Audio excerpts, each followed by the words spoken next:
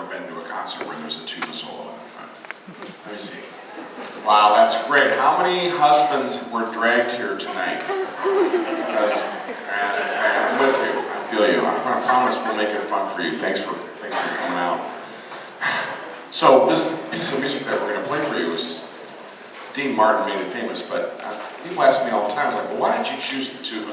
When did you choose the tuba? Well, in my school district where I grew up, I live in Arizona now, but where I grew up in Minnesota, they call everybody down in alphabetical order to see what instrument they want to play in the band or the orchestra.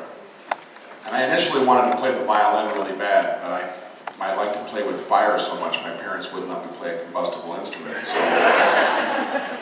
and then I said, well, you can join the band, and so I went down to the band, and I really wanted to be a drummer, and they already had 11 drummers. So they said, well, no, we can't have 12. And they had a sousaphone in the corner. It had so much rust on it, you had to have a tetanus shot before you played it. So I said, yes, actually my dad's a plumber.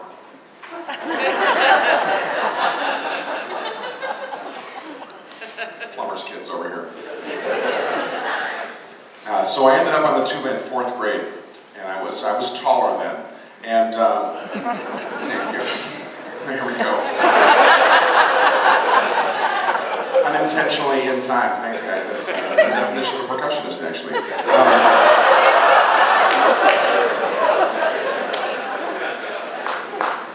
It's right next to euphonium in the dictionary. You know what euphonium means in Latin?